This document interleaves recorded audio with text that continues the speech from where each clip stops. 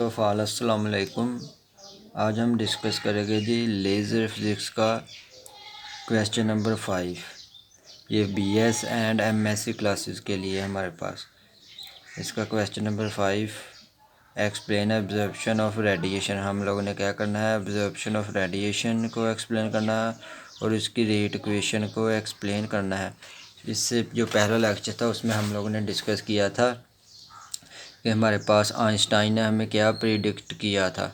Einstein ने हमें 1917 के अंदर 3 प्रोसेस के बारे में बताया था कि वो कौन से होते हैं। एक तो हमारे पास होता है अब्जॉर्प्शन प्रोसेस, एक होता है हमारे पास स्पॉन्टेनियस इमिशन और तीसरा हमारे पास होता है स्टिमुलेटेड इमिशन।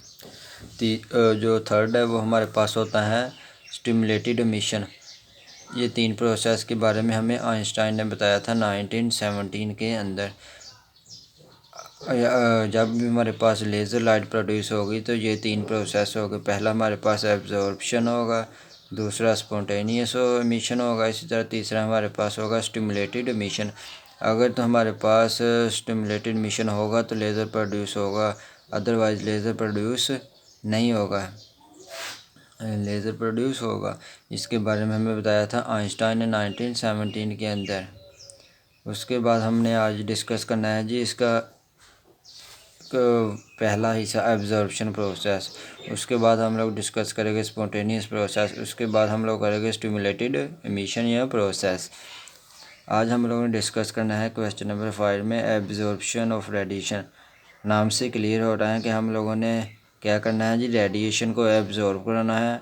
तो हमारे पास ये प्रोसेस होगा। वो कैसे? ऐसा process in which atoms of ground state, हमारे पास जो ग्राउंड स्टेट के एटम्स होते हैं, जब हम क्या करते हैं, ग्राउंड स्टेट के एटम क्या करते हैं, हमारे पास एनर्जी को एब्जॉर्ब कर लेते हैं, अपने अंदर जज़ब कर लेते हैं। फ्राम कहाँ से? Incident photon. हम खुद से एक फोटॉन को फॉल करवाते हैं किसके ऊपर? स्टेट के ऊपर, एनर्जी स्टेट के ऊपर, मीन्स ग्राउंड स्टेट के ऊपर। जो ग्राउंड स्टेट में हमारे पास एटम्स मौजूद होते हैं उसके ऊपर हम क्या करते हैं, इंस्टेंट फोटॉन को इंसिडेंट करवाते हैं। उसके बाद ये इसे जज़ब करता है, जज़ब करने के बाद and jump into the high energy state, और क्या करता है, एटम में हाई एनर्जी स्टेट में चला जाता है।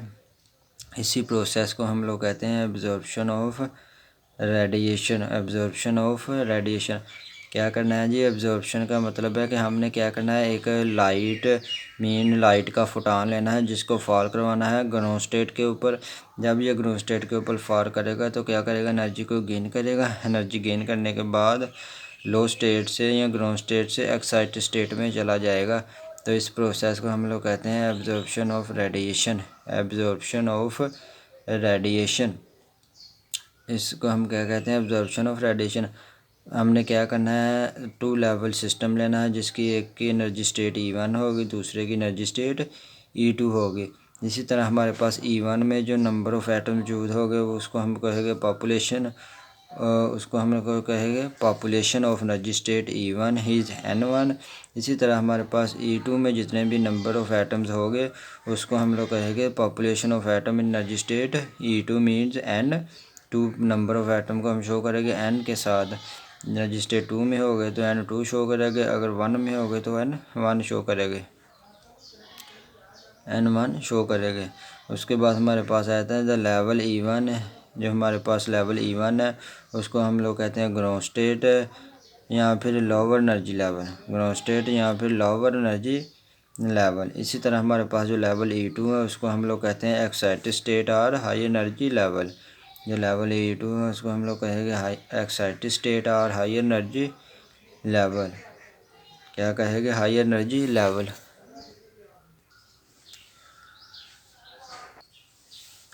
ये हमारे पास इसकी डायग्राम।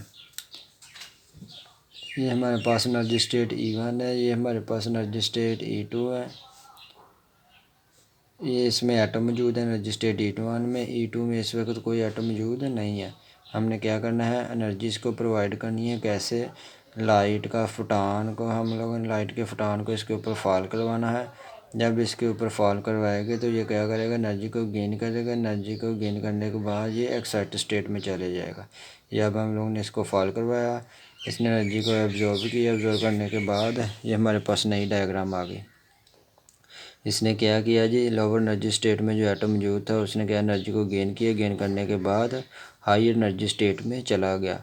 ये हमारे पास before the absorption process, after the absorption process हमारे पास ये है कि इलेक्ट्रॉन ने क्या किया, जंप कर गया to excited state after absorption photon energy.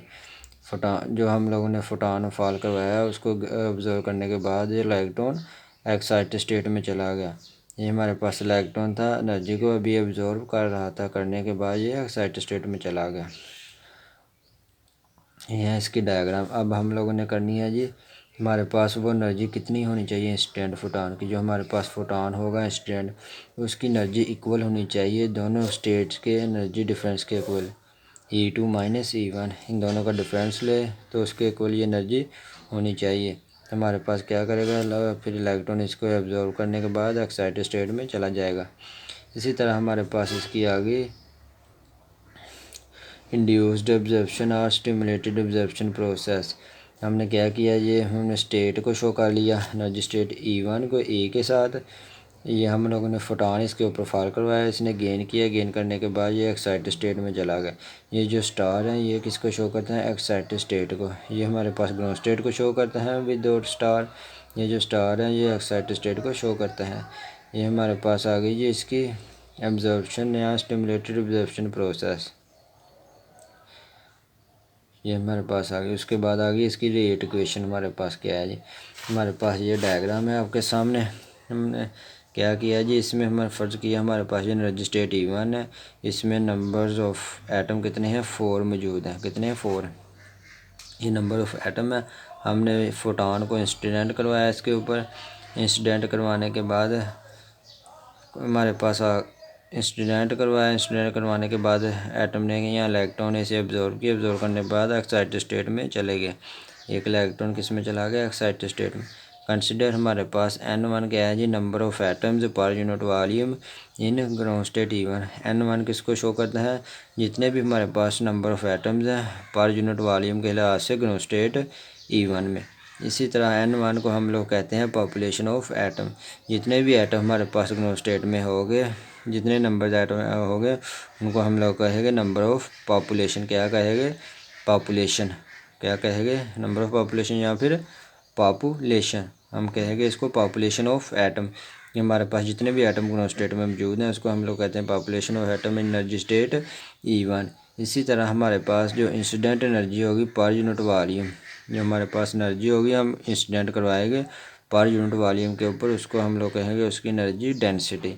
क्या कहेंगे, एनर्जी डेंसिटी। जो हम फोटॉन एनर्जी फॉल करवाएंगे पर यूनिट वॉल्यूम पे, उसको हम लोग कहेंगे एनर्जी डेंसिटी। क्या कहेंगे, एनर्जी डेंसिटी। जो इंसिडेंट एनर्जी होगी पर यूनिट वॉल्यूम उसको हम लोग कहेंगे एनर्जी डेंसिटी। इसी तरह पॉपुलेशन हमारे पास N2 जो है, इसका क्या मतलब है कि हमारे पास जितने भी नंबर ऑफ़ एटम मौजूद हैं एनर्जी स्टेट E2 में, इसको हम लोग कहेंगे पॉपुलेशन ऑफ एटम या फिर N2। पॉपुलेशन ऑफ एटम या फिर N2 एनर्जी स्टेट E2 के अंदर। जब हम क्या करेंगे, एब्जॉर्प्शन प्रोसेस हमारे पास होगा तो हमारे पास जो पॉपुलेशन ऑफ एटम हो गए एनर्जी स्टेट E2 में हमेशा इंक्रीज़ हो गए, increase during this absorption process. इस एब्जॉर्प्शन प्रोसेस के दौरान हमारे पास जो पॉपुलेशन ऑफ एटम हो गए एनर्जी स्टेट E2 में वो क्या हो गए, इंक्रीज़ हो गए। ये हमारे पास आगे इसकी डायग्राम।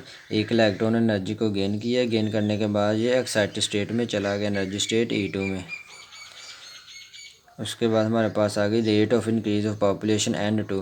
हमारे पास N2 में जो पॉपुलेशन इंक्रीज हो रहा है means number of atoms increase हो रहे हैं। उसका क्या है जी, डायरेक्ट इज़ प्रोपोर्शनल या डायरेक्ट रिलेशन है टू पॉपुलेशन ऑफ N1।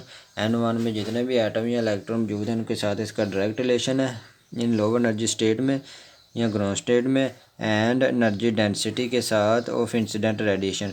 जो हमारे पास इंसिडेंट रेडिएशन है फॉर एग्जांपल जो फोटॉन है, इसके साथ भी हमारे पास नंबर ऑफ़ पॉपुलेशन N2 का डायरेक्ट रिलेशन है एनर्जी डेंसिटी के साथ। ये हमारे पास एनर्जी डेंसिटी को हम इसके साथ शो करते हैं, एनर्जी डेंसिटी के साथ डायरेक्ट रिलेशन है।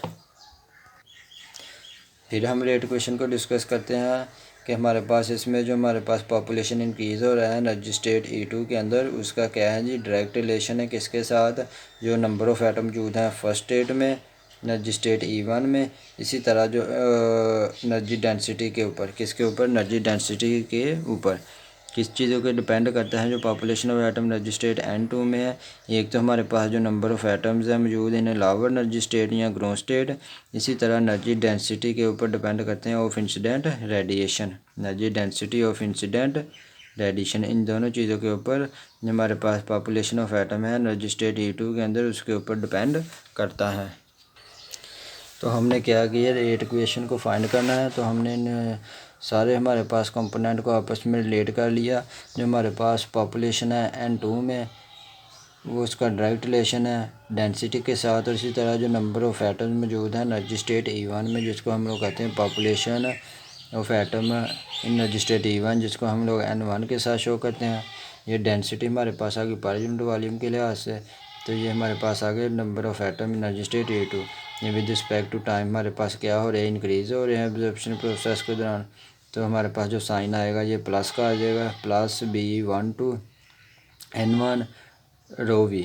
तो हमारे पास ये जो पॉजिटिव साइन है ये किस चीज़ को शो करता है, ये जो पॉजिटिव साइन, इसका मतलब है कि हमारे पास जो नंबर ऑफ़ एटम्स है, जो हमारे पास नंबर ऑफ़ एटम है एक्साइटेड स्टेट या एनर्जी स्टेट E2 में, वो इंक्रीज़ हो रहे हैं।